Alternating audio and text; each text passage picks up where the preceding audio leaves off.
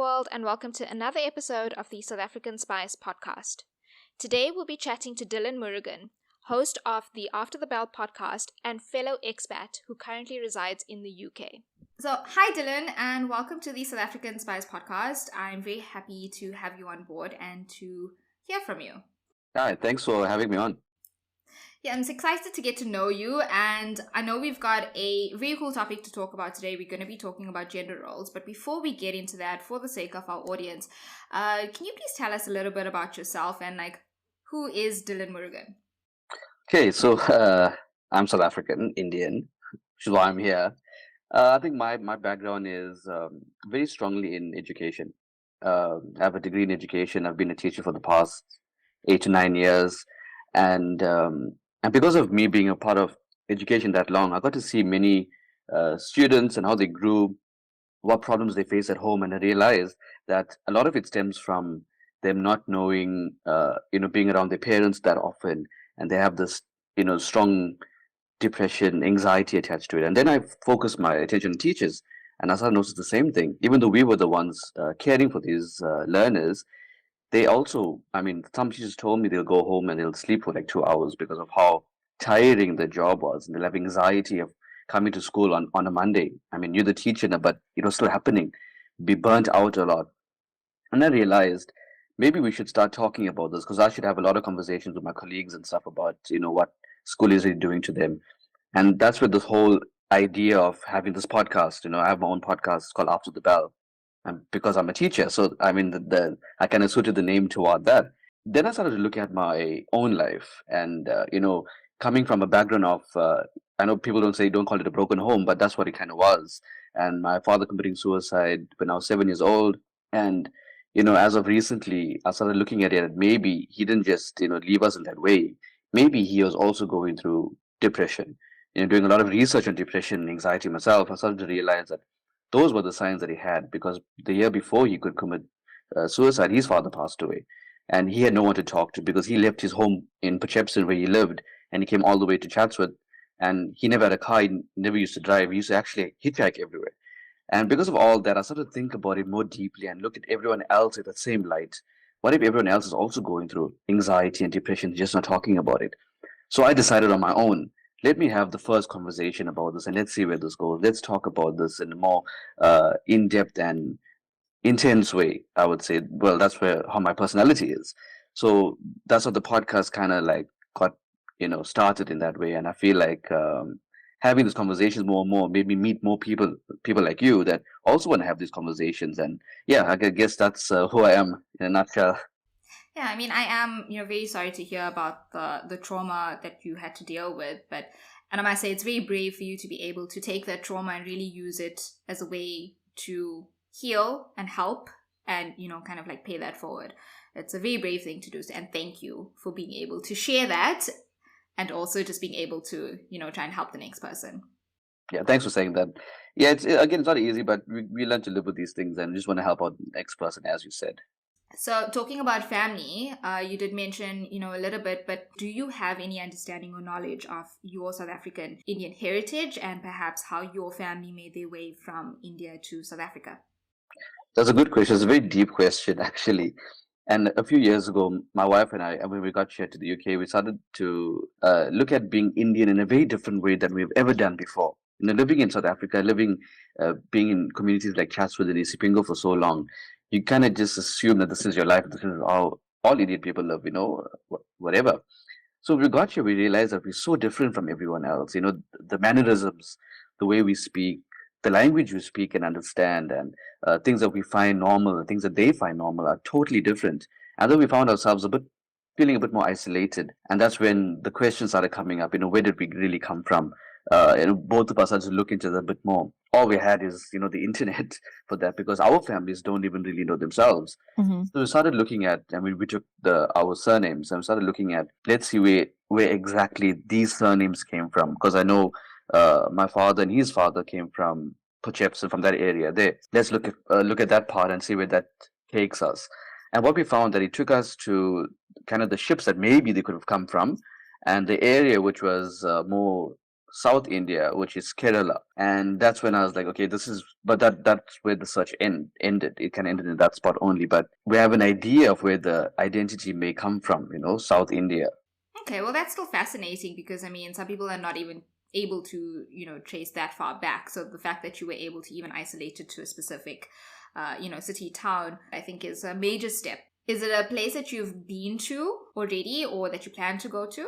Actually, we went to India last year. I just avoided going there. I don't know, maybe it was the thing about actually knowing where you come from, and then once you find that out, what's next? Now, because my initial part of my father, biological father, I would say this more because, my mother got remarried years later and so on. So my biological father and his father, when I knew that they came from Portchepston, but I also wanted to know who my great grandfather is, because you kind of like, see who my uncles are. And those answers probably will never be answered for me. So as far as me going to Kerala to say, okay, I came from there, that's like the source of everything. But the other questions were more like significant to me as a person and how I look and how I speak and whatever DNA and so on. Those answers will never get answered. So that's why I think I put the brakes on, the further questioning. Okay, I mean, that makes sense. So let's talk about your trip to India. What was that like? So going to India was nice because you in this very cultural place. I mean, Hinduism was born in India. I mean, I grew up being a very strong Hindu in that way. But going to India, you realize how much you're not an Indian. You just look Indian. You maybe have the surname or the name of being an Indian. But when you're there, you're not Indian. Not even in the least bit. Culturally, totally not Indian. Even religiously, definitely we'll get along. We'll be able to understand each other in terms of, Hinduism. Even that was a bit of, probably not, like they say, we have the same deities and stuff. It's just Yeah. that everything just seemed so different. Do you feel like there's still so much that we need to learn about how things were done in India, or the fact that just things changed and evolved and developed as those customs and traditions and, prayers and everything was brought from India with our ancestors to South Africa and we just made it work here? Yeah, I guess with when we came over, we brought whatever we knew, and those groups of people, those families, and came down, and they brought to us like the prayers that we know, Lakshmi prayers, and the way we celebrate Diwali, the way we look at, let's say those, processions like Kavadi and so on. When you go to India, you realize it's so much more different there. What we like really pride ourselves on here in South Africa, they don't really do it so much there. Like they have different routines and traditions that they pride themselves on. I think we both came to this realization that as much as we learn where we come from, and as much as we try and close the gap, we will never truly be Indian. Yeah. But we are totally and very strongly South African Indian. Yeah, definitely. And I think especially when you become an expat, that starts becoming a very big part of your identity that you realize and you kind of own and you want to like grow into. You want to identify more as that than anything else. Yeah, definitely. Yeah. I also find there's a very big gap between, so I know you and I are both South Indian, so we are, Tamil practicing, and of Tamil descent. But I find that when I look at a lot of religious practices that happen in South Africa, I find that the North Indians are better aligned with the way things are done with India than the South Indians are. I don't know if you've had that experience or if it's something that you maybe noticed when you were on your trip. Give me an example of like what Like exactly? Holi. Holi and Carver Chauth and the things that we grew up seeing like in Bollywood movies. I think are very well practiced as North Indians in South Africa still, as opposed to like our Tamil traditions, like Kavadi and the way we celebrate certain things. Well, if I look at Kavadi, right? And Kavadi, the way we celebrate is very much celebrated in, Singapore and stuff like that, in that way, the way we do it.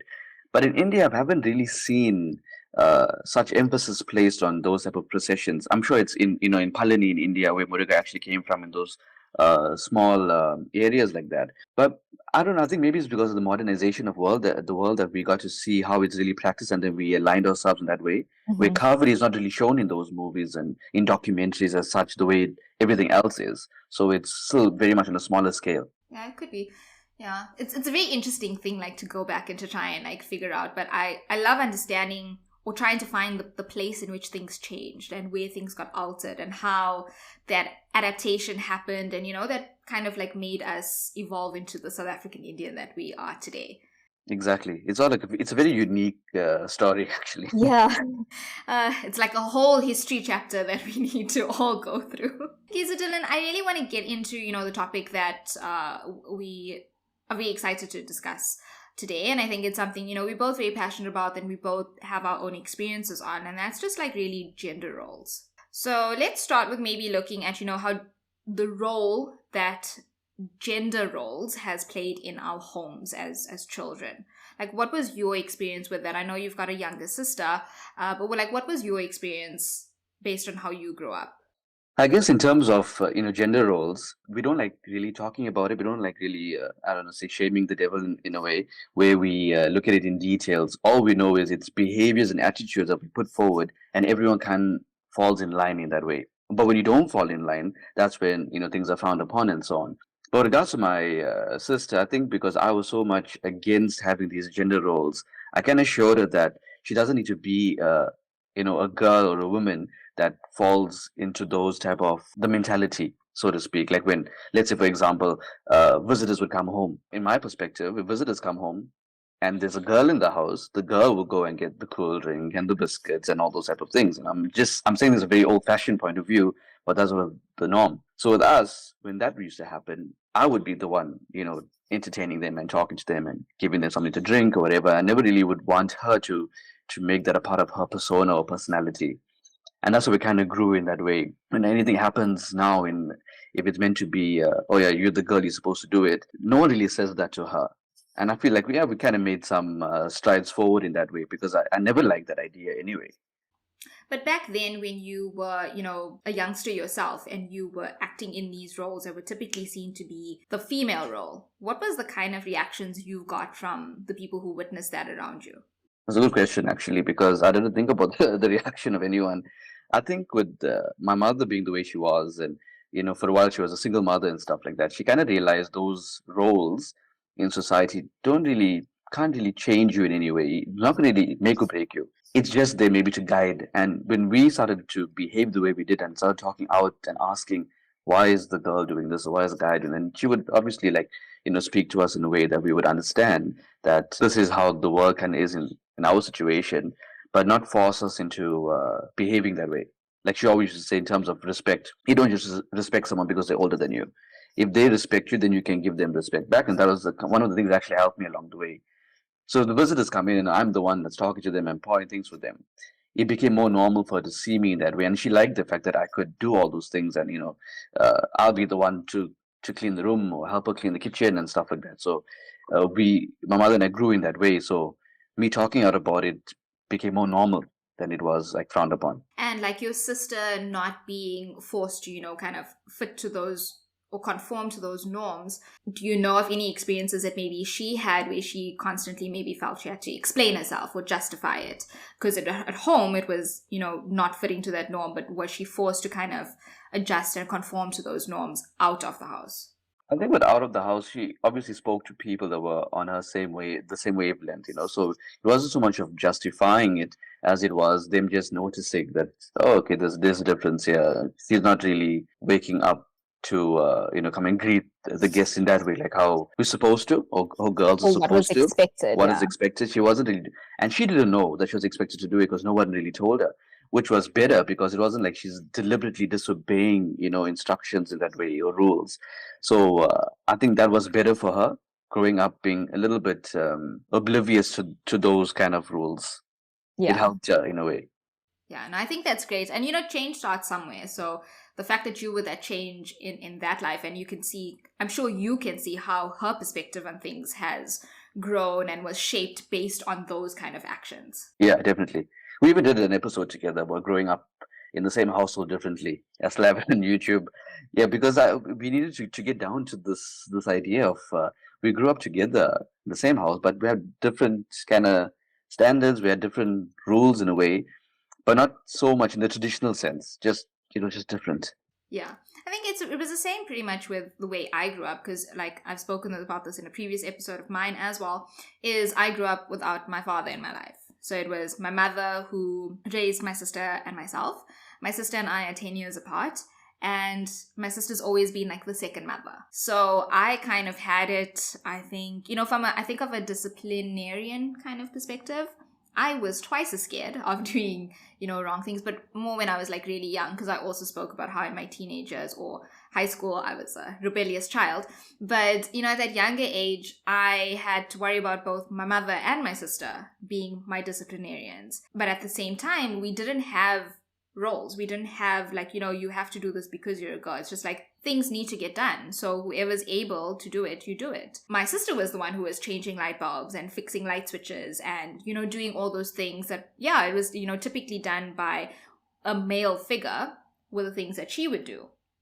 I remember my mom moved, we moved so many times, but it would be the three of us who moved furniture. We would carry the fridges. We would, do these things that were generally seen as the masculine tasks, but that was all done by the three of us. And that's how I have grown up.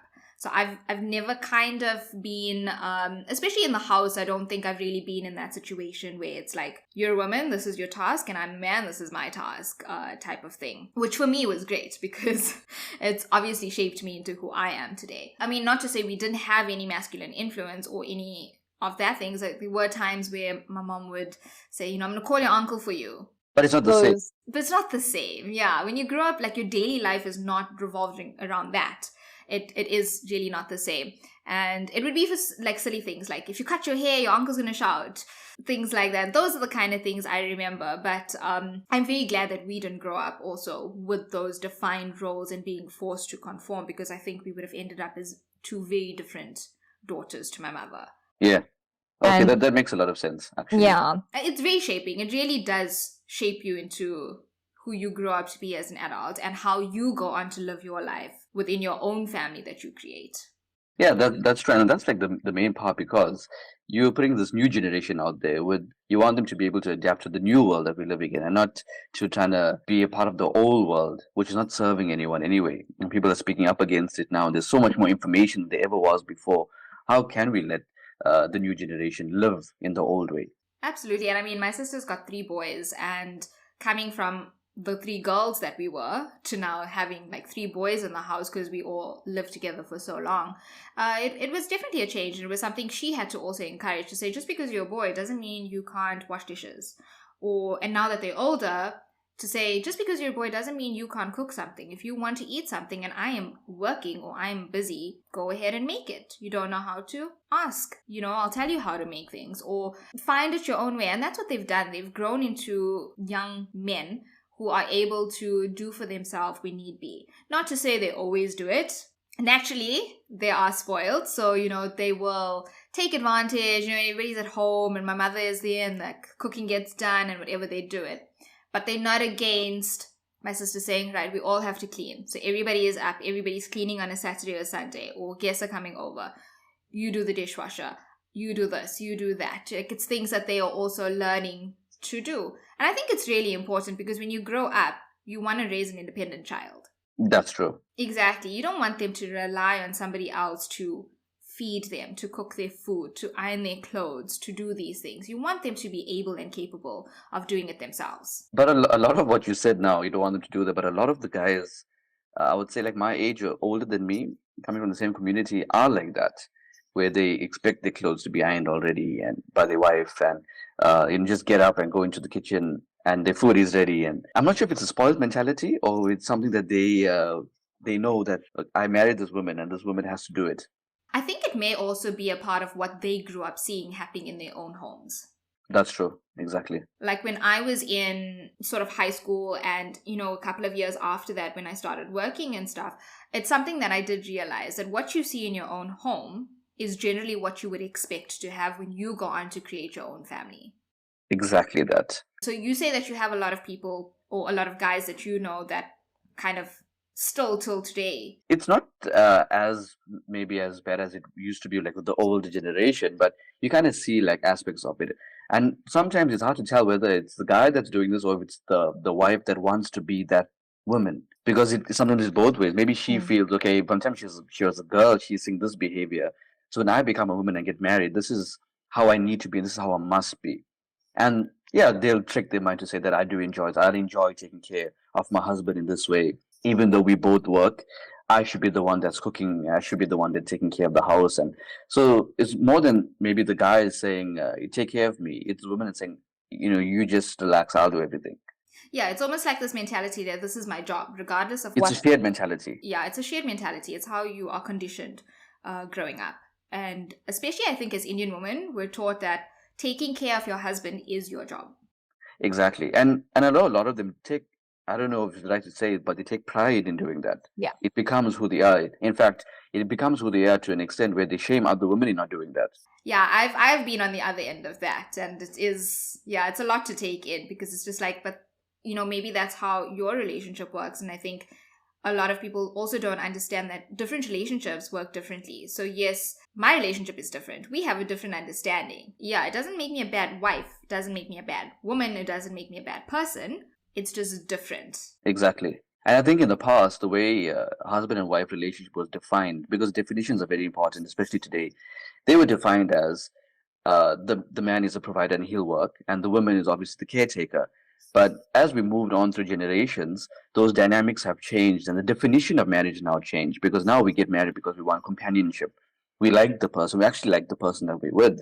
We have conversations with them, and we do little tasks for them because we want them to be taken care of too by us, and whether we want them to take care of us too, it's a whole other scenario. But we need to change definitions, and I think that's like the only way we can really move forward in understanding what gender roles really are. Yeah, no, absolutely. And I think I look back at the people I knew from my younger days, and I kind of like look back to see, has mindsets changed? Because sometimes things don't change until you are exposed to a little bit more of what happens in the world, like when you start working or when you go to university and you're exposed to more people, more perspectives, more dynamics of how people grew up. And I've seen some people actually like change that mentality and just be like, you know what, I've actually found that my passion is maybe to cook, or I like doing it, or I'm OCD as a male and I like things clean, but I also know because of that, it's my responsibility to keep them the way I like them, so I will do it. And, some women being like, but I'm career driven. That doesn't mean I'm going to give you less in a relationship, but that's who I am. And you need to accept that, whatever that comes with. Maybe because I've focused so much on my career, I haven't spent a lot of time cooking meals that you, as my partner, may like or enjoy. And that happens. But I think a lot of the time, and I don't know how widespread it is, there's a lot of outside noise coming into the relationship, and where sometimes the husband may be guilty into listening to all these, to listen to his friends. Maybe his friends will shame him into not doing a certain thing for his wife, or the family members get involved and say, how are you allowing that? How are you allowing her to do that, or to be this way, or speak to you like that? Now, because of that outside noise coming in, the relationship kind of gets this instability, and they start the partners now start looking at each other as if they are now in competition. Yeah. I feel it's that way, but I also feel the other part of that is the other kind of negative noise that you get from the outside is when a guy really finds somebody who he wants to do everything and anything for. And he does the things that he maybe didn't do in his own home, or like, he cooks or he spoils her and stuff. And then it's not seen as, I'm showing appreciation for this person who's giving me things in ways you possibly can't see, like that emotional support and that, just person that I can turn to as everything. And then you get told as a guy, especially, I know I've heard it a lot, that, oh, you're whooped. Oh, yeah. Being called whooped because your focus is really just there. Yeah, exactly. Because you're putting all this attention on this woman that's in your life now. No one's told me that. I don't know, maybe because I have a big mouth somehow.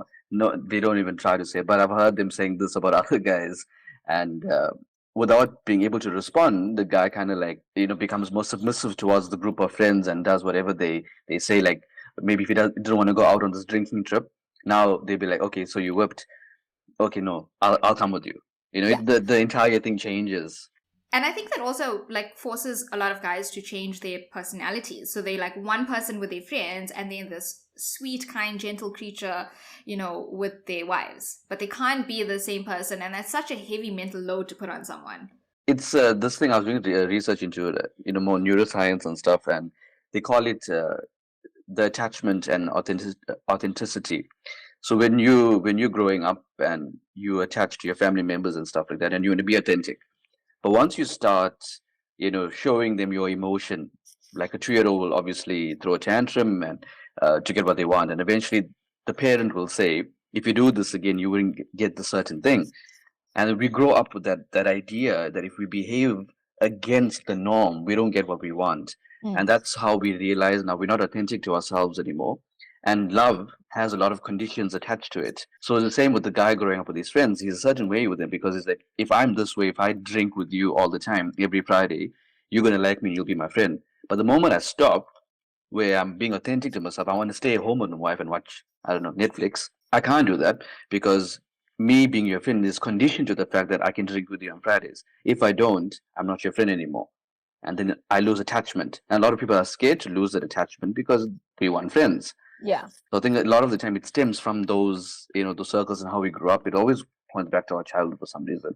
Yeah, and I think it's also, we're focusing a lot on like men in general here, but I think we always focus on what the gender roles are and how unequal it is and unfair it is to like women, but I don't think we focus enough on also what men go through, especially Indian men, South African Indian men. And that's my people. That's the community, that I'm talking a lot about because that's what I can relate to the most. But I see how difficult it is for a lot of men that I know to be allowed to show emotion, to be allowed to cry, to be allowed to be affected by something, Everything has to be so masculine and physical, and to even like have certain hobbies and things that they enjoy.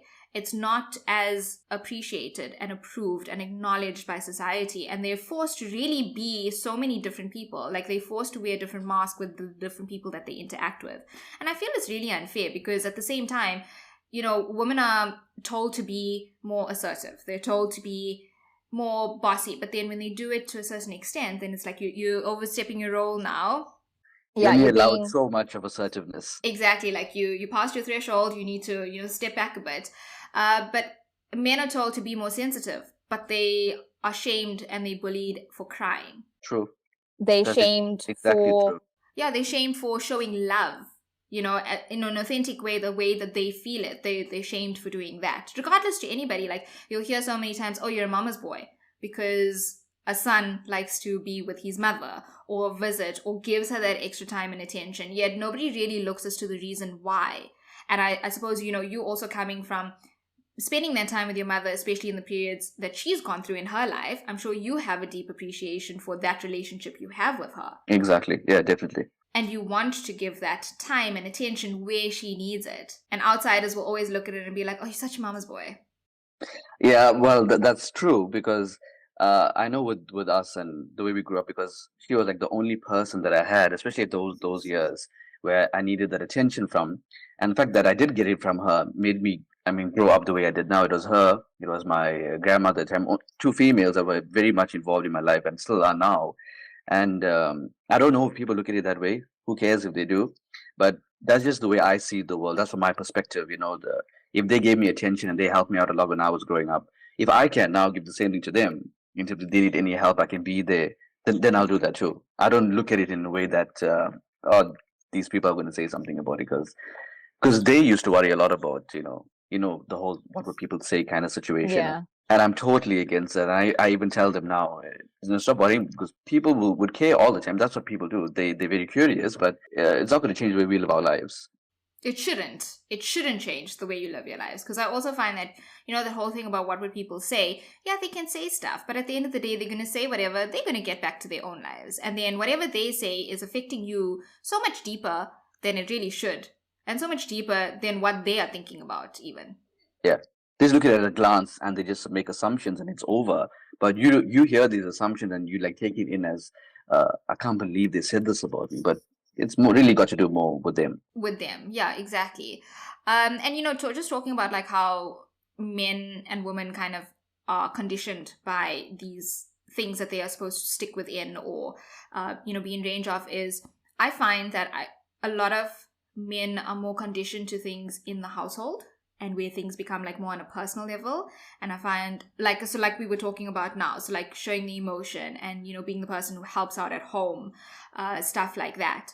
And that's something that's not really appreciated, or acknowledged more. It's not really encouraged also. Or back then, I suppose it wasn't encouraged. I don't know how much of it has really carried through. I do see it with certain people, that we do know and stuff now. But I think the majority of which people are also just discovering that they can do things on their own. Men are discovering we can take care of ourselves. It's something that we can do. And I find that, women face it more in their professional journeys, regardless of where you are, where you work, how big the company, how small the company, what field it is in. It's something that you will consistently notice, that women have this fight and the struggle to be able to be enough, to be on par, to not get shut down, just to be normal, just to be treated like, every other person, regardless of race, gender, and stuff like that. But what are your experiences in that kind of realm? Coming from education, you think it'd be easy, And so I taught in a school where there was a mixed demographic of race of teachers, and I had a friend that was Indian, South African, and I felt like I had a lot better time in the school that we both taught in than she did, solely because the people that were in charge were generally on her case a lot for being herself. The way she was, again, quite outspoken, and she wasn't the typical Indian girl in that way. So because she didn't fit into those requirements, they treated her differently. And we kind of all saw that. With my wife, on the other hand, we taught in different schools. She's very outspoken, and she was the site chair of Satu, and she would call meetings with teachers, and she did that at that level. But people would be more on her case because she was able to do that, to kind of like, let's see if you can break down, and if you do, I'll be there to help you. But I want to see if you can break down first.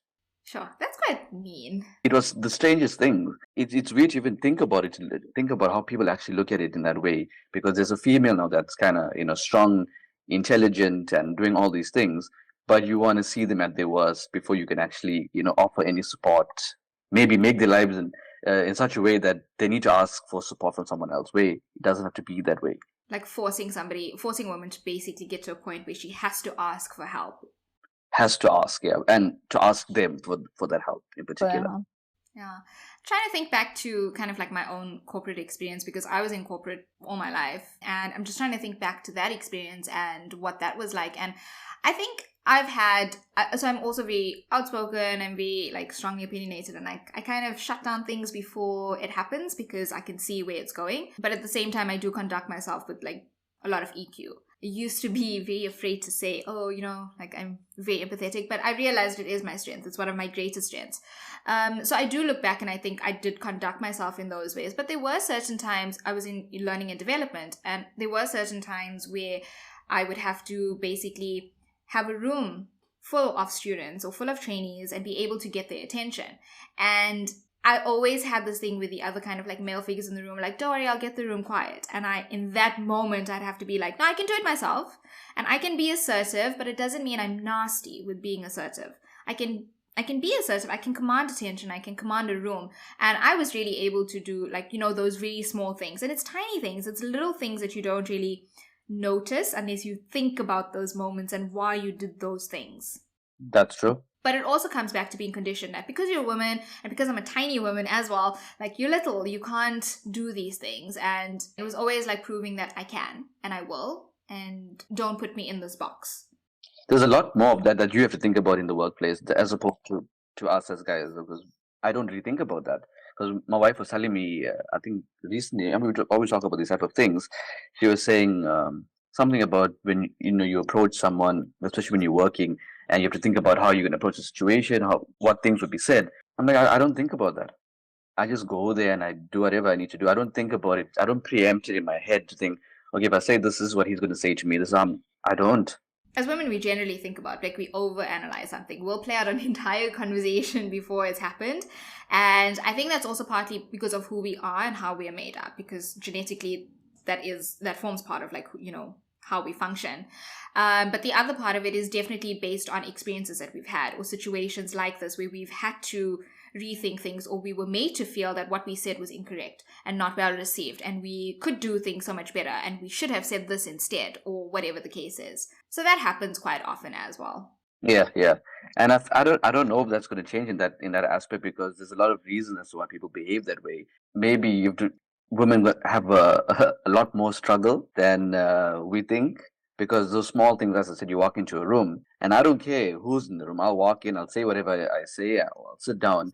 Where she told me it's not the case with her. Like, she knows if there's other women in the room, she's going to be judged by what she's wearing, how she's going to speak to people in the room, whether they're going to feel that her tone is too harsh or she's too loud. And I don't think about that. Yeah, I think about it now. Actually, my sister and I worked for the same company, and she was in a different department, and her team was a team of males. She had a team of guys. And everybody, when I would tell them, that's my sister, we're related, and they'd be like, can't be. You are so approachable. But she is like, was terrified. They would literally walk past her and they would like, put their eyes down and just like a slowly, like a hi out of respect type of thing. And that was the constant that we had. Every year when trainees would come in and they would learn, that is my sister. We had the same surname. There was no way to hide that, And it was a constant thing that they would say to me, are you sure that you guys are related? Are you sure? Because you're polar opposites. And the reason for that was not because she is unapproachable. It's because she's actually softer than what I am. I am the harder one. But it's because that was the facade that she had to create for herself, being in that work environment, because she needed to make sure that she wasn't going to get taken advantage of, that she wasn't going to try and get anybody pushing her over. She didn't want to be that pushover. She wanted to make sure that she commanded the respect. And her way of doing that was to not really show her soft side. And it's really sad to think about that, because her as a personal person, when you know her personally, it's a different person. She is approachable. She's softer. She cries easier. She really is soft. And I really am so hard. She learned about the struggle a long time ago. Exactly. And maybe that's because of the 10-year age gap, and because she's had more of the experience and she's had to learn those lessons the hard way, that is what she decided her professional persona was going to be. So that she doesn't get taken for granted and have all those... She doesn't have to deal with those issues, but it also meant she kept having to prove herself and really just struggling with finding that line of where you are compassionate and empathetic enough that you need to be as a leader versus having the respect of your team. That's true. So you have to be so tough, and it goes against everything of who you are, but you kind of still have to do it. Yeah.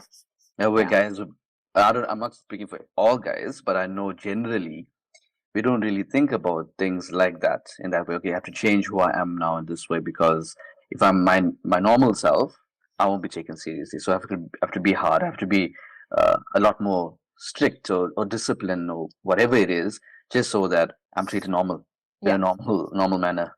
Yeah, and it's so crazy to think that that's how it was. And only now that we're having this conversation am I actually looking at it that way for the things that I did and I noticed with her and other women I worked with. Back then it's such a norm. It's such a normal part of like your life as a professional, and in that world, that's just what you do. You don't even think twice. It comes so naturally because it's so deeply ingrained into how you are. And instead of trying to figure out why people behave like this, you kind of just like, let me just change myself and I'll just go on with the day or whatever. It's the easy approach. It's easier, yeah. Definitely easier approach. Yeah, and I mean, all these things that we've grown up with and the ways that we have been conditioned and things that we've been exposed to, and probably for you and I, we grew up very differently. These kind of things really translate into our lives now, being in a marriage and having these gender roles kind of not play the same part that it did back then or for previous generations. So in terms of talking about gender roles in a marriage, like what are you able to share? Are you willing to share with us, what your gender roles kind of look like on a typical day in your house? I think with us, we didn't strongly define it in that way, and we still don't. We've married for about 7 years now, been going on to 8 years. We've never, I think, even with arguments, we have maybe in a year, maybe 2. I don't know. It's that kind of, our dynamic works for us, I guess, and whatever we do. If she knows that I'm a certain, let's say I procrastinate a lot, which I do. I'm those procrastinating people. So if I say, I'll make you a cup of tea at 11. She knows it's coming at 12. But because she knows that, she's not going to constantly ask me where it is, because she knows that's who I am. And with her, she likes to do things right away. So she wants to, let's say she says, I feel like cleaning up the house today. Yeah, we can do it later. She's like, I want to do it now.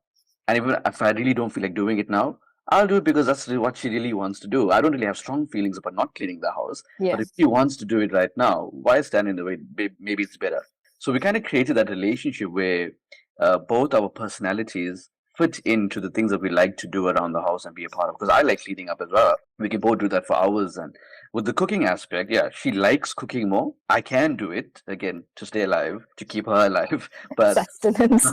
for sustenance. But I don't like doing that because I always tell her I'll be in the kitchen for 2 hours, and this is the amount of food that I have for 2 hours, and so she understands that part, and that's where she is. And in all the things that we do, I think the biggest part is we understand where we are. I'm not going to tell her, okay, you cook from Monday to Wednesday, I'll cook from Thursday to Saturday, whatever, and Sunday we'll buy out just to keep the compromise. We do things that we both want to do. We both feel it's more comfortable for us to do, and that's like kind of our dynamic.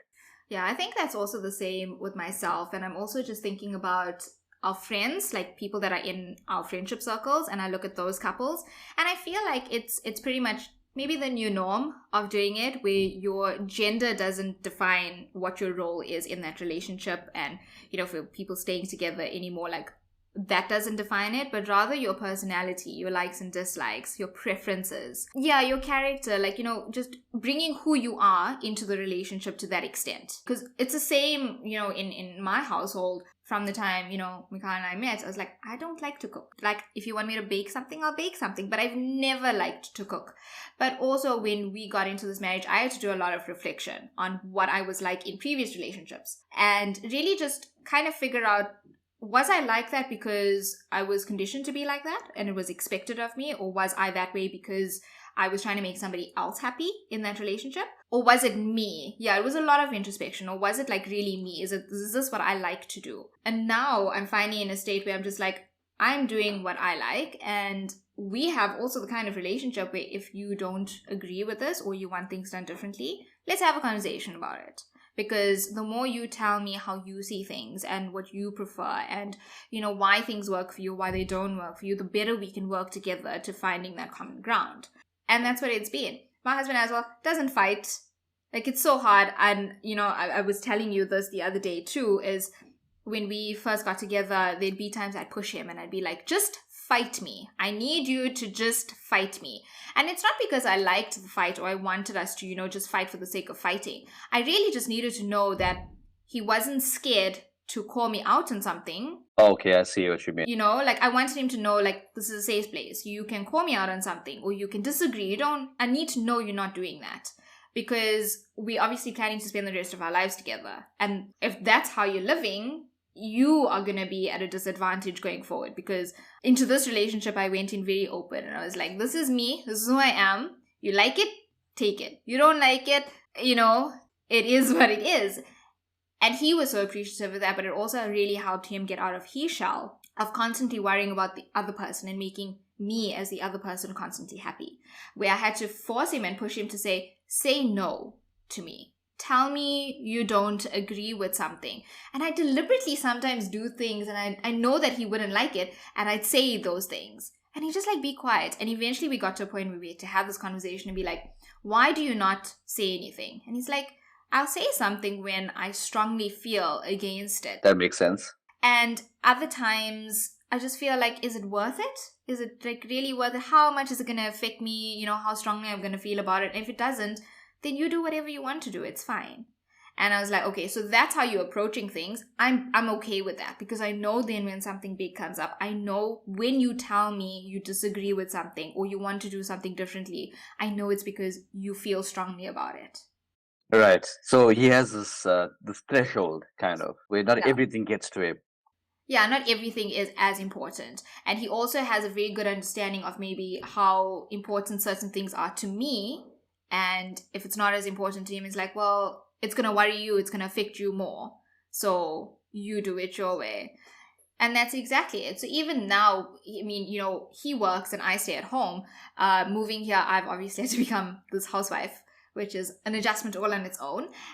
But with doing that, it's not an expectation that he has to say, you're at home all day. So when I come home, I expect the house to be clean and I expect the dishes to be washed and my food to be cooked and laid out and all of that for me. I do what I do. There'd be days maybe when, it's that time of the month and I'm in pain and I'm just not feeling it. And he'd be like, don't do anything.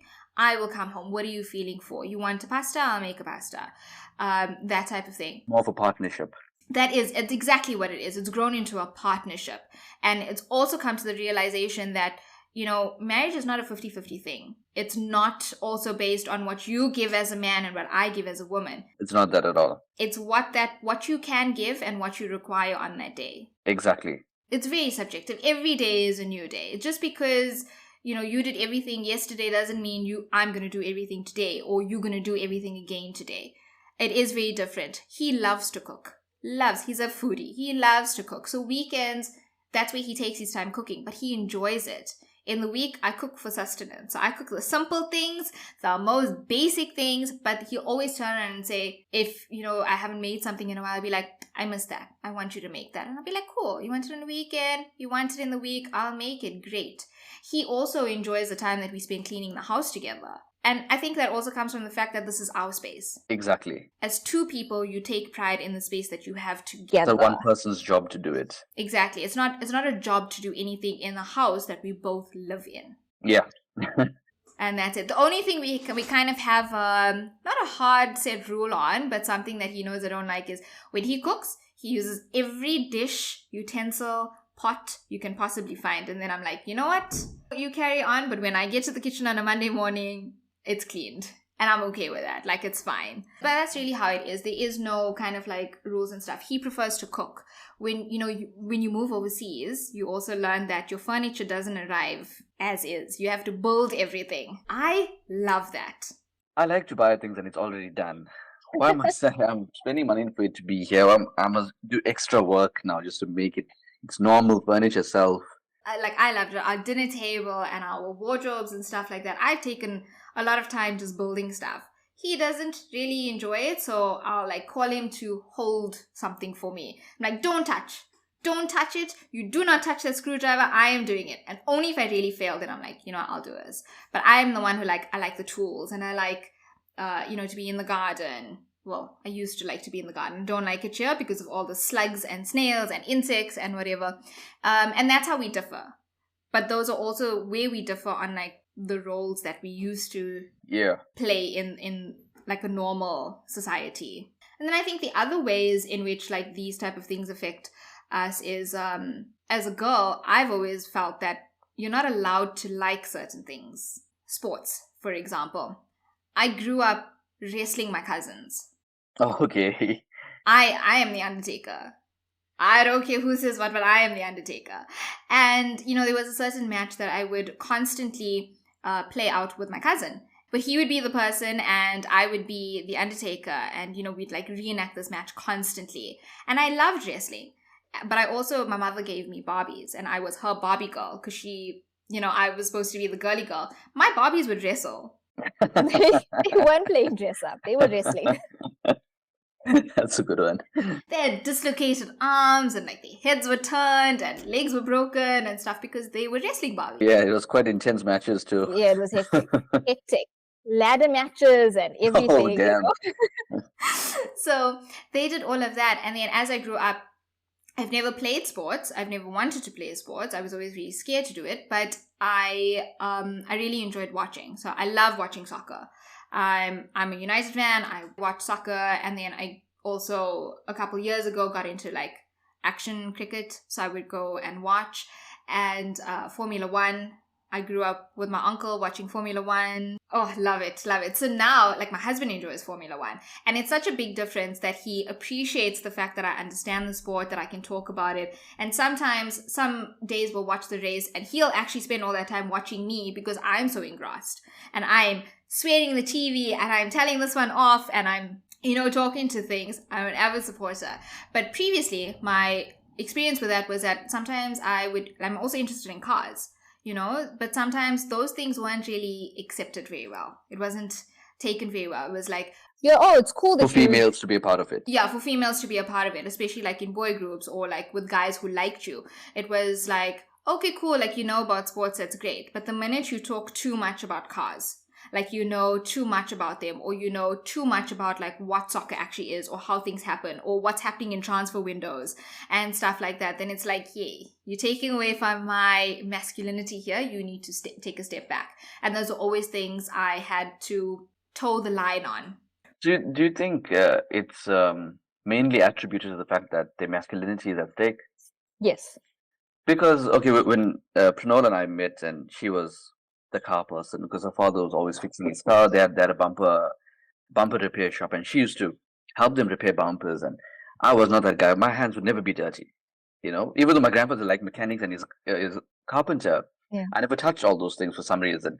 And when it came to me meeting her, she'll talk about her knowing about the carburetor and how the engine works and the flywheel. I mean, I know all that now, but back then I didn't. But I was okay with her knowing it. I felt like at least one person knows that. Yeah. So when she gets stuck with my car one or two times that happened, she would tell me, okay, how to kickstart it, and I would kickstart it based on what she knew, not really phoning anyone else or phoning my father and asking what do we do here. We'll figure it out on our own first Yeah. with the knowledge that she had, and I was okay. I'm still okay with that. Doesn't take away from my masculinity in any way. Yeah, I think that also depends on like how you grow up, because you grew up also not defining those kind of things based on your gender.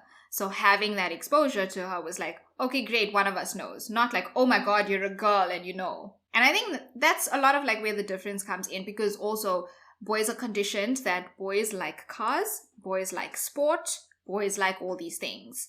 But I wonder what condition is it? Do you think it's direct conditioning or is it indirect? I think it's indirect. It may be a combination of both, but I think it is more indirect. It could also be attributed to the fact that when you watch sports on TV, it's generally men in those sports.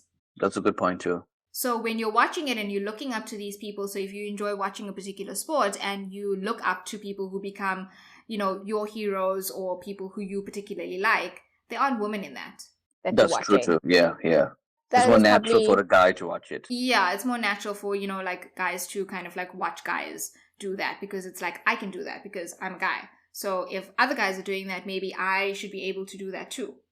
Okay, that's true. Yeah, it makes a lot of sense. Even like rugby. So my nephews played rugby. As Indian boys in school playing rugby, that was like a major thing. But they played rugby and they did really well. They like all first team, and they loved it. They loved it. So I got into rugby because they played, because... Oh, because you're involved in that world, like... Exactly. And so when Rugby World Cup and stuff came up, now we were watching, and my husband got into it because I was so adamant about we will watch every match. And then he started actually enjoying watching rugby, because that's not something he really enjoyed watching before. And, he really got into it. And those kind of things I feel were not like very accepted, not accepted amongst all friend groups or all groups in general. But I hope that is definitely something that changes, because I hope there's an appreciation found for, being interested in each other's kind of things. Because the other way of that, and I see a lot of this on TikTok, is like husbands and boyfriends of book girls reading their books and actually liking it. And the books that they read are usually like romance and fantasy and stuff like that. But it's not something that they'll say to the public, oh, I actually enjoy. I like to sit down with a good book. Because it's seen as too feminine. Oh, okay. I see. Yeah, I generally read like self-help. I like nonfiction mostly. And Pranola's reading 1984, George Orwell. So I like that too. So I don't know if she's much of that. She does like romance movies, and that's where I would make fun of her a lot, because I don't, She used to like The Notebook a lot. And then I told her, like, and obviously we've been married for a long while, and what if that happens to me? And I made it so real for her. She doesn't watch the Notebook anymore. I intend on doing that. She's like, because I do have sometimes a lot of stress and things happen. You tend to forget things a lot, and especially, so I don't know my genetics and what my grandfather had. So we're still very much in the unknown in those aspects. So she's like, okay, fine, I'm not going to watch a movie anymore. I think there is progress when it comes to, gender roles changing and being less sort of definitive as it was. But even though it's changing, there's still a lot of work to do. In the wider aspect of our society, there's a lot of work to do. In your opinion, if somebody was listening to this right now, either as a male or female, what do you suggest they do to kind of be more conscious of putting that box out there and putting, like the gender roles in this kind of box and sticking to it. Like what do you think would be something that somebody can really do today in this moment to maybe make a conscious decision to not using those stereotypes? That's actually a nice, question to go by, because it makes people now, if the fact that they hearing this already, they're conscious. And when you're conscious about anything, you can't go back to your old way of doing things. That's just how it is. And what I would like people to be more aware of or conscious of is the fact that they're doing things in their relationship not based on outside noise, but based on how they actually feel in that relationship right now. So let's say there's this couple that we isolated in a cave for a month, and however they behave with themselves in that cave, they don't listen to anyone. There's no mother-in-law involved, there's no mother involved, there's no friend involved. It's just them, how they deal with each other. And if the relationship works in that way, where they're communicating well, they're getting along with each other, they're having fun, they're having conversations, then the relationship works. But if there's two people and they can't get along with anything, and it's always there's always disruption in terms of how they think, they compete with each other, that's a relationship that shouldn't work. So as much as we know gender roles have a large role to play in terms of how we are as couples in society, I think if we ignore gender roles and just focus on who we are in the moment of what we're doing, like you said, if you're not feeling it, your husband will say, let me cook. That's the moment that he decided, this is who I am. I really like cooking. I want to take care of my wife right now. She's not feeling well, so I'll do it. There's no gender roles that came into his mind and said, wait, that's not supposed to happen. I'm not going to call my mother to come here now and cook because my wife can't cook now. She has to take care of it because she's female. Yeah. I think when we realize the moments that we're in and we can live our lives based on these moments, gender roles won't really stand a chance.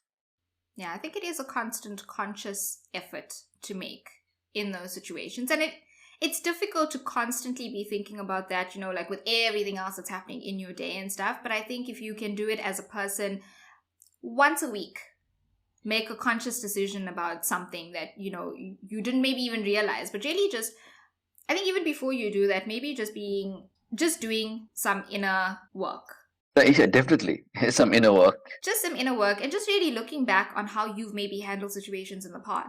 And it's both male and female. It's not to say that this is only on, a man or a guy. This is really just on both male and female to really look at situations to see how you've handled it. Did you maybe put this gender role bias on something? Exactly. That could have gone without it. Yeah, definitely. We place too much of like rules and expectations and everything, and there's nothing that's happening gradually or like organically anymore, because it's like, okay, if I do this for you, then you have to return the favor somehow, and if that has to happen, there's too many favors to return, and we lose track and we lose count of things, and eventually the relationship is Your IOU bank is constantly full. I either I read or heard something the other day. Oh yeah, it was a Shopify, the president of Shopify, and he said, people always talk about doing this, the shadow work, do the shadow work. Then he said, what if we look at it as if the version that we are right now, what if we are the shadow and some lighter version of us is out there and we need to change to become the lighter version? And that's the shadow work. What if we are the ones that are in our own way? Well, that makes a lot of sense, actually. We could be the bad version.